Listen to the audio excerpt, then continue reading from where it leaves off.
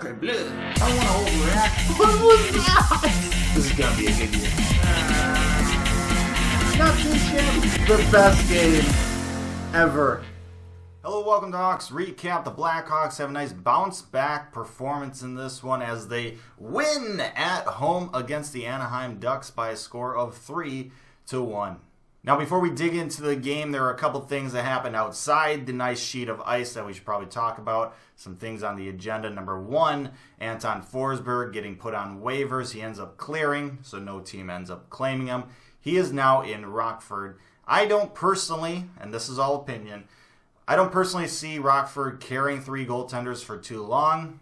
I believe it's going to either be Forsberg and Delia splitting time in Rockford with Lankinen sent to Indianapolis, or maybe there's some trade in the works. Although with nobody claiming Forsberg off waivers, that might be a little bit of a difficult task. Who knows? We'll have to wait and see on that front. Next on the list is Luke Johnson getting recalled from Rockford. Now, he was sent down to Rockford to make room for Corey Crawford to come back in the lineup, and at that point, we didn't want to send Forsberg down or put him on waivers because we didn't quite know if Corey Crawford was ready. Obviously, he was in practice, and he looked fine there, and he looked good enough to, get the start, but you can't replicate a game in practice, and we weren't quite sure if he was going to be back to his normal self, so we kept three goalies for a little bit, had to send Luke Johnson down. Now that Forsberg went on waivers and cleared, we brought Luke Johnson back up, and he actually played in the game tonight. And then the final thing is Gustav Forsling coming back, but he's going to be in Rockford to begin, which isn't really much of a surprise. I mean, he played in Rockford last year, and, well, he missed all of training camp, so he kind of needs to get his legs back, needs to get his game back, shake off the rust. And we have a logjam at defense right now. He's going to have to work his way into the lineup if we're going to see him in Chicago this year. And now that that's all out of the way, let's talk about this nice bounce-back win. The Hawks came out of the gate much better in this game than they did against Columbus and Tampa Bay. Puck possession much better, defensive zone breakouts much better, winning puck battles, not giving up high dangerous scoring chances, and they were drawing some penalties as well. They had 4 power plays in the first period, and on one of them 5 minutes into the game, they score their first goal of the game, and it comes from none other than Brandon Saad, who seems to have not scored a goal in forever. I don't know if you can name a guy that's had a higher post-to-goal ratio over the last 2 years. Just extremely unlucky with the puck luck. It is just unreal. But he gets the goal to put the Hawks up 1-0 in this one on the power play, gets the puck down low, jams it, follows it up, finally chips it over Gibson's pads and in. Good start to this game. The Blackhawks controlled the rest of the first period. They outshot the Ducks 16-6. The only reason this game was 1-0 going into the second period was because of John Gibson in net for the Ducks. He was absolutely stellar, kept the team in it. He's a fantastic goaltender. The Ducks haven't played all that well this year, but they find themselves near the top of the Pacific standings because of Gibson in net. He has kept them in games, and he's stole some games for them so far. And so far, he's kind of doing that in this one. About halfway through the second period, 4-on-4 hockey. Blackhawks still playing really well in this game, but it only takes one mistake for things to go south, and that's what happens. Gustafsson and Toews get a little greedy.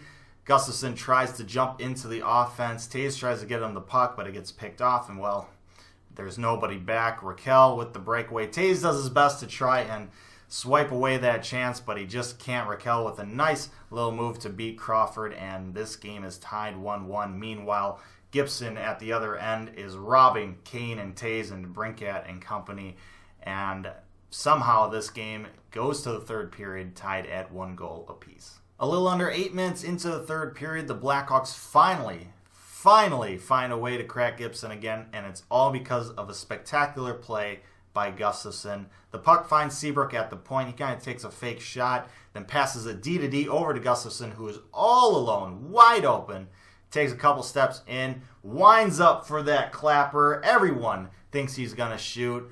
The defense of the Ducks thinks he's going to shoot. Gibson thinks he's going to shoot.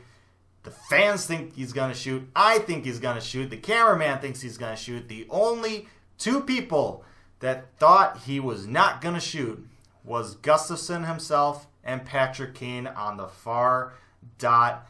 And Gustafsson, fake shot, pass it over to Kane, who rips the one-timer into the empty net.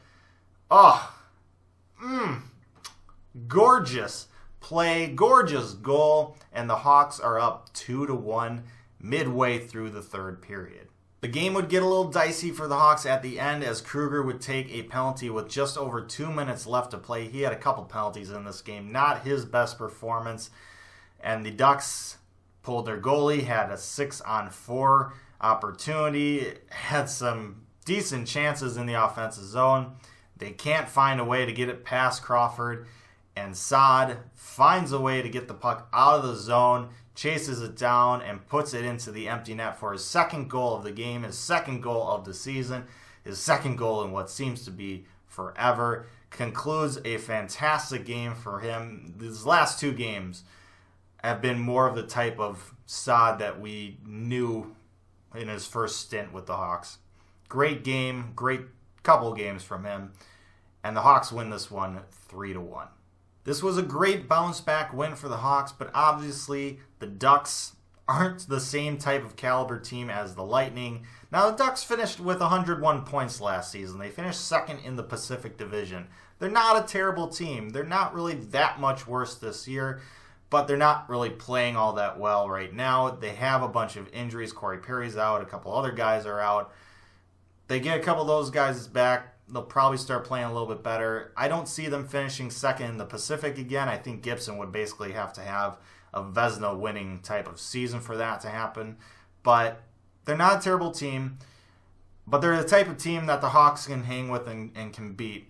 Teams like the Lightning, fast teams, Lightning, Avalanche, Jets, teams like that, the Hawks are probably going to have a much difficult time with this season than compared to teams like the Ducks, who aren't as fast. Still maybe a good team, but not as fast. Hawks can keep up with them, and they have enough talent to win those games. That's probably how this season's going to go for the Hawks, unless they really, really shore up defensive issues, turnovers, and everything. Now, we still have to get Murphy back, but he's not going to be a magical fix to this defense. We'll see how things play out. Hopefully, though, this is just a step in the right direction, get some momentum. And next up, the Hawks welcome in the New York Rangers to town, who are in a rebuild themselves. So that's another game that we should win, and would be disappointing not to get 2 points against them at home. And with that, I'm going to call it. Thank you so much for watching this episode of Hawks Recap. Let me know your thoughts down in the comments section below. What did you think of Schmaltz coming down to the third line?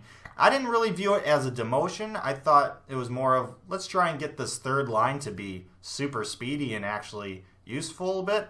That was my opinion, but I'd love to hear what you think of that. So leave those thoughts down below. Like, share, and subscribe. I appreciate that as always. Also, Patreon and merch links down in the description. But most importantly, as always, stay safe, make good decisions, and I'll see you next time.